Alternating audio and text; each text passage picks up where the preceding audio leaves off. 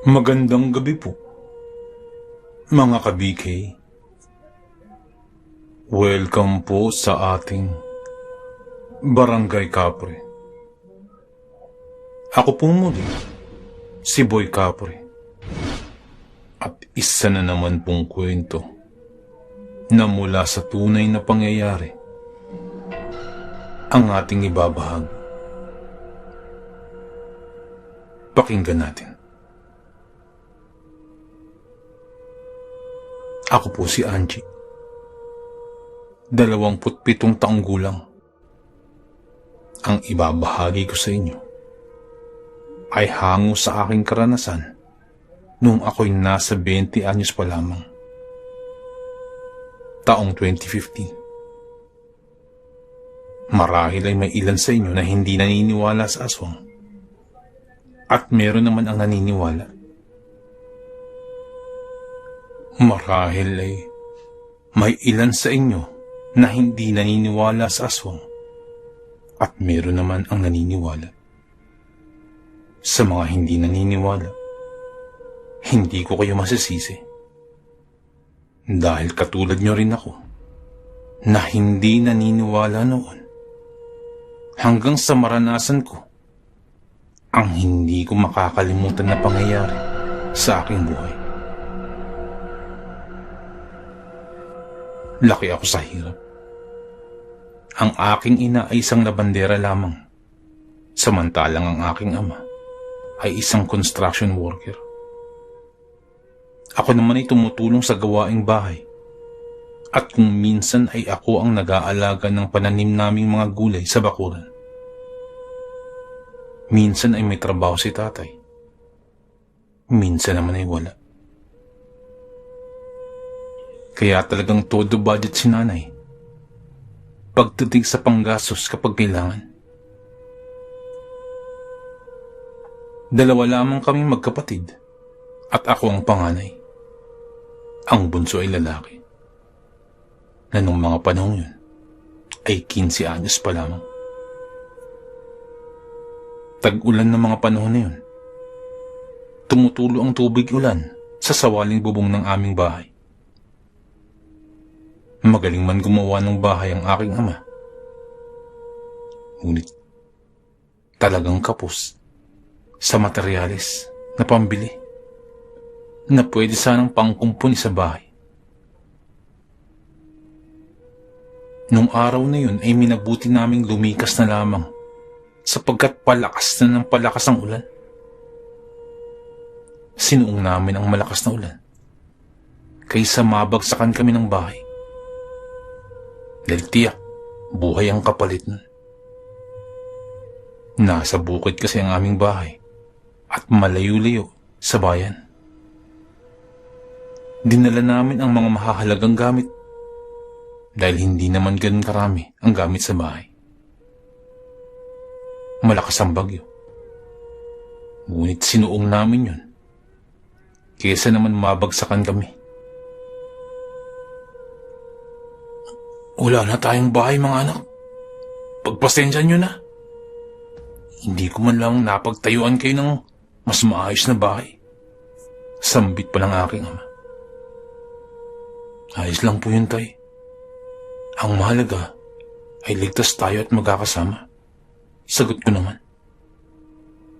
Ginulo lamang ni itay ang aking buhok. Paglalakad sa gitna ng malakas ang ulan, ang sinuong namin. May suot naman kaming kapote. At may payong dinadala bilang panangga sa ulan.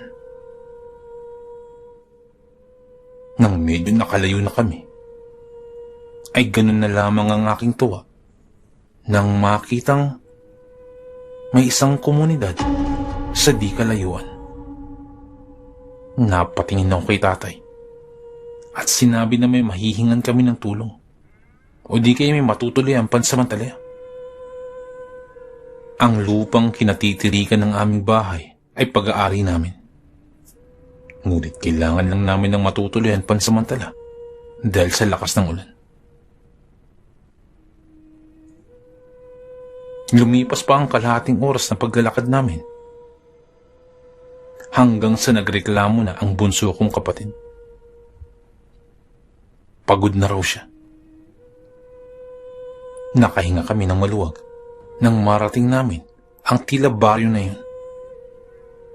Hanggang sa kumoto kami sa isang bahay na nasa bungad. "Tao po! Tao po!" sigaw ni tatay, habang malakas ang pagkatok sa pintuan. Ilang sandali lamang ay bumukas na yun at tumambad sa aming harapan ang isang ginang na sa tansya ko ay nasa 60 taong gulang na. "Sino kayo? Anong kailangan ninyo?" tanong ng ginang. At tiningnan kami mula ulo hanggang paa.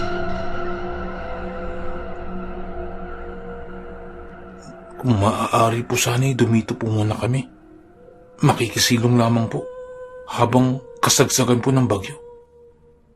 Nasira po kasi ang aming bahay.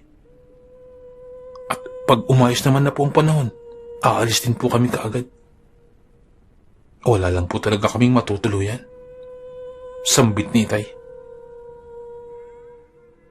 Muli ay tiningnan kami ng ginang mula ulo hanggang paa, hanggang sa alukin na kami nito na pumasok. Bagamat may mga kapote at payong, dahil na rin sa tindi ng ulan, ay basang-basa kami. Kung kaya't nagpasalamat kami sa ginang sapagkat pinatuloy kami sa kanyang pamamahay.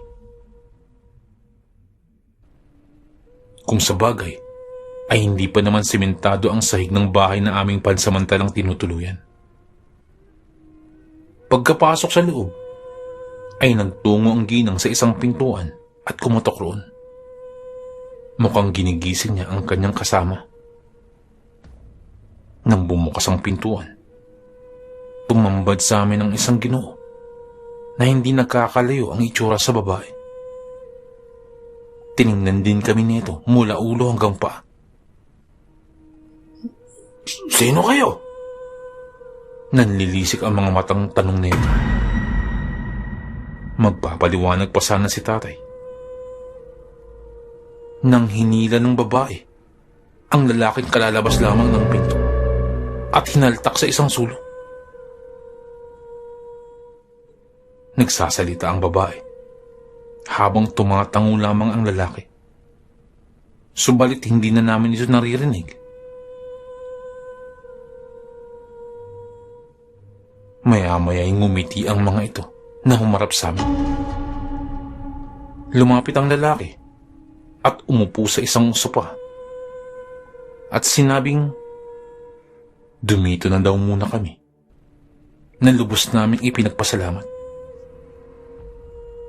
Iginiya kami sa labas kung saan may maliit na karugtong ang bahay nang sabi ng matanda ay bodega daw nila. Pero malinis daw yun at pwedeng pansamantalang tirahan. Doon daw muna kami mamalagi pansamantala. Matapos makapagpasalamat, ay pumasok na kami sa loob. Mabuti na lamang din at may banyo roon. Nang makapagbihis na, ay sabay-sabay na kaming nakatulog. Lalo't 10 oras na ng gabi ng mga sandaling yun. Swerte na rin namin at may papag ang bodegang iyon. At ginawan na lamang namin ng paraan upang magkasya kaming pamilya. Pagkagising ko kinaumagahan, sunod-sunod na katok sa pintuan ang narinig namin.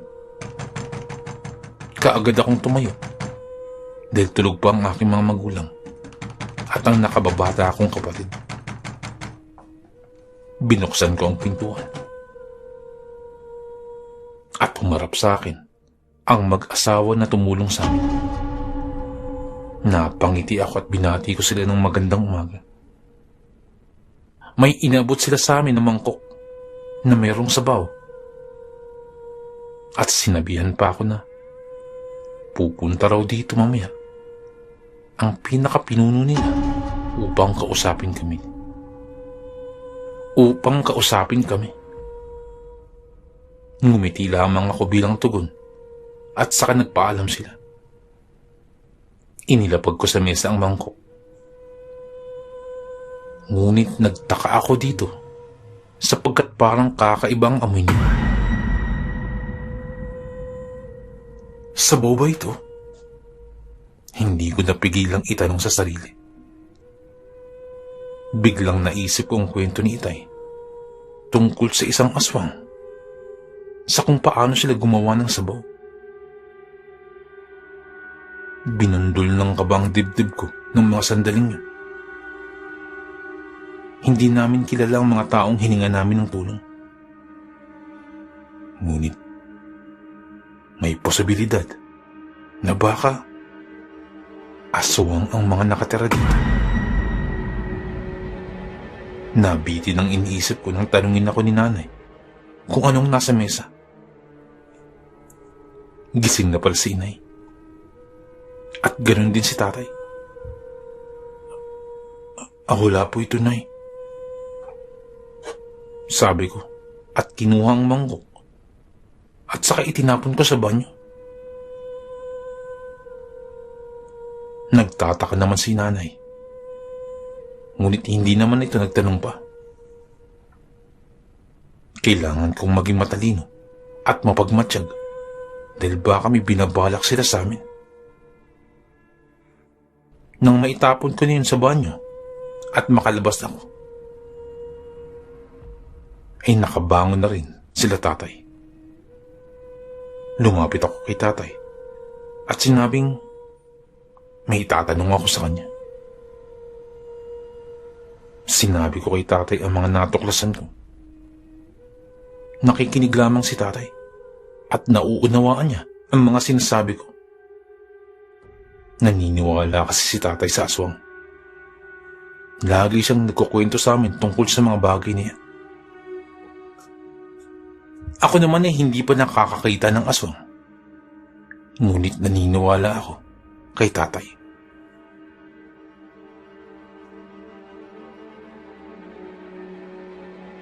Kung kaya't wala nang sinayang na sandali si tatay at sinabi yun kay nanay. At maging sa bunso kong kapatid ay ikinuwento yun. Gulat na gulat ang kapatid ko dahil hindi niya ito akalain na nabubuhay pa pala ang mga aswang. Nang maya-maya pa'y sunod-sunod na katok na sa pintuan ng aming narinig. Si tatay nang nagbukas ng pintuan at hindi nagpalata na meron kaming nalalaman na hindi maganda. Magandang umaga. Bungad ng lalaking may edad na. Marahil, ito ang sinasabi ng mag-asawa kanina na punong barangay nila. Gumanti naman kami ng pagbati sa matandang lalaki. May mga dala silang bangko at iniabot yun sa amin. At sinabihan kami na mag-almusal na muna. Tinanggap namin ito sapagkat hindi kami pwedeng tumanggi dahil kapag nalaman nila na may alam kami, tiyak na mapapahama kami. Kailangan namin na mag-isip ng plano kung paano makakatakas dito. Nagpakilala naman kami sa matandang lalaki at sa mga kasama nito. At mabuti naman ang pakikitungo nila sa amin. Habang ng isang babae ay nakatitig naman sa aking kapatid na parabang gusto na itong lamunin ng buhay.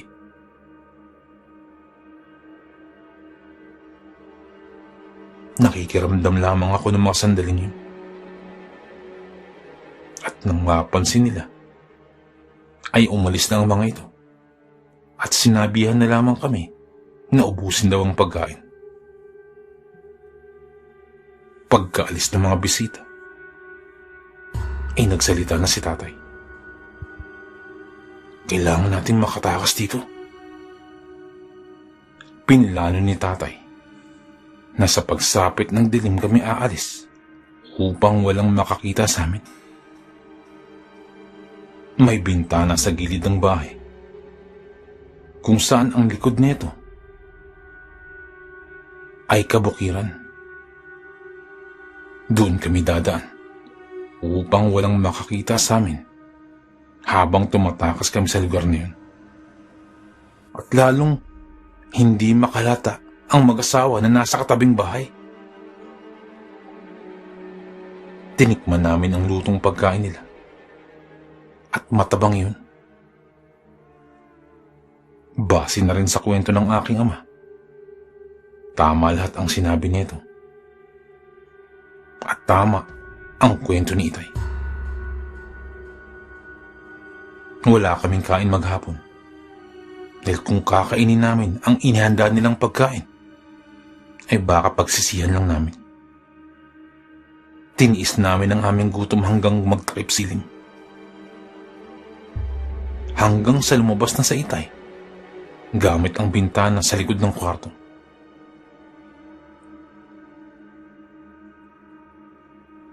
Sinabi ni tatay na magmamatsyag lamang siya sa katabing bahay kung ano ang ganap nila ng mga sandaling yun. Inutusan din kami na ihanda ng aming sarili-sarili dahil wala kaming anumang armas na magagamit sa pakikipaglaban sa mga aswang. Ilang sandali lamang ang inantay namin hanggang sa humahangos na muling pumasok si Itay. Agad kong tinanong si tatay, "Tay, anong nangyari?" Nag-aalala kong tanong. "Pinag-uusapan nila tayo sa kabilang bahay. Nagpupulong na daw ang kapitan para pumunta rito at papatayin tayo. Kukunin nila ang ating dugo, ang mga sariwang laman natin, at iaalay tayo." Nahihintakotang banggit ni tatay. Dali-dali kaming nagtungo sa bintana at lumabas. At dahil sa pagmamadali at dahil na rin sa taranta, ay nagawa kong magkasya kami kahit sabay-sabay kami. Nang makababa kami, saktong narinig namin ang malalakas na pagkatok sa pintura. Wala na kaming sinayang pa na sandali. Tumakbo na kami papalayo sa bahay niyo. Nang medyo nakalayo na kami, narinig namin ang isang sigaw. "Ayun sila! Ayun!" Boses ng lalaki. At tiyak na tinuturo kami. Kakahuyan na ang dulo ng bukid. Kung kaya't takbo lang ako ng takbo. Ngunit hindi ko na mapigil ang aking hingay. Kung kaya't kung minsan ay napapalakad ako. Ngunit nang maririnig ko ang mga yabag, ay muli akong tatakbo. Naririnig na namin ang iyawan nila na nagmumula sa aming likuran. Gusto ko nang maiyak, ngunit pinilit ko magpakatatag para na rin sa aking pamilya. Nang makakita kami ng kumpol ng halaman na pwedeng pagtaguan, ay nagtago kami upang hindi kami makita. Ilang dasal din ang binanggit ni Inay para lamang matiyak ang aming kaligtasan. "Magtago kayo maigi! Magtago kayo maigi! Hindi tayo pwedeng makita." Sambit pa ni tatay. Alam kong sa loob-loob ni tatay ay labis-labis na ang kaba nito para sa aming kaligtasan. Naririnig na namin ang mga yabag at papalapit na ang mga ito. At sinasabi ng kanilang pinakakapitan na hanapin kami.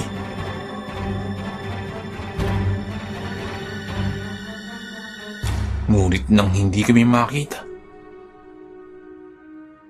ay tila naglakad papalayo ang mga naririnig kong yabag.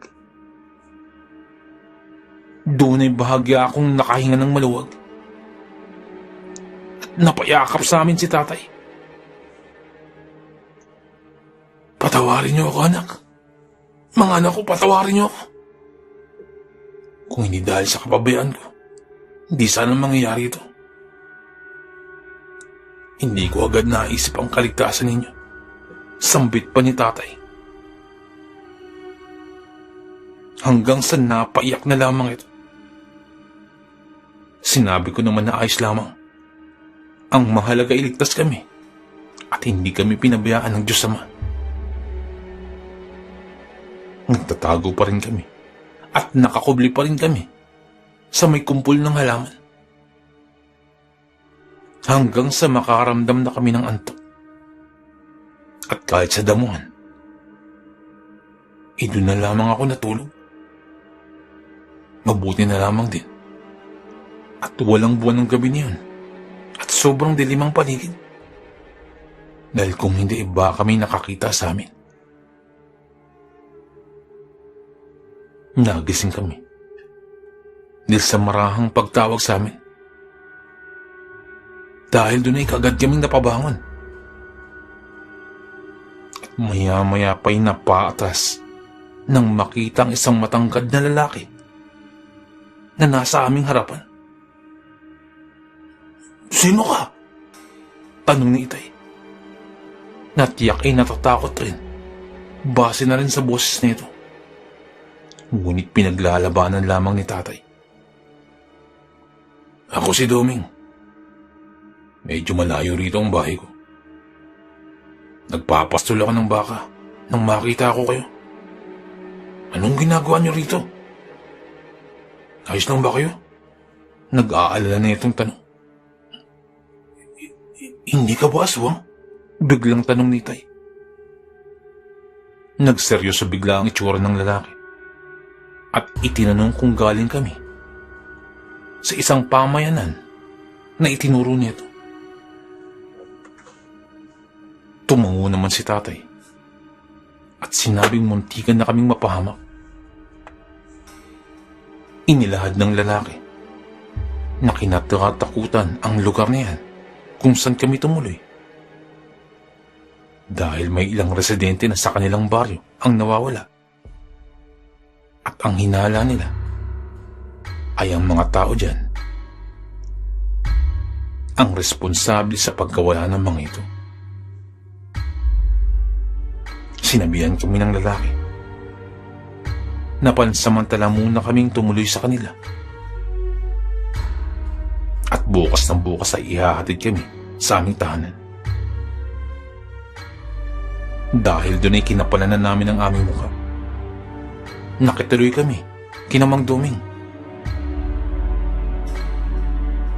At totoo nga sa kanyang sinabi na kinabukasan ay inihatid kami sa aming lugar. Nagpasalamat kami ng marami dahil sa pagkupkup sa amin ni Mang Doming. Pagka-uwi naman namin ay halos manlumo kami nang makita namin ang pinsalang nangyari sa aming bahay. Dapang-dapa na ito. Ngunit ganun pa man, masaya pa rin kami sapagkat ligtas kami at walang napano.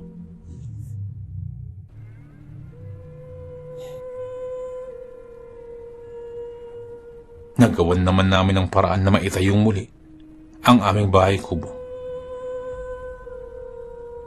Napagtanto ko ng mga panahon yun na hindi lahat ng tao ay pare-pareho. Kung mayroong salbahe, mayroon ding mabuti. Ngunit kung inaakala niyong hindi totoong aswang, kung naranasan niyo ang naranasan ko, ay sigurado magbabago ang inyong isipan.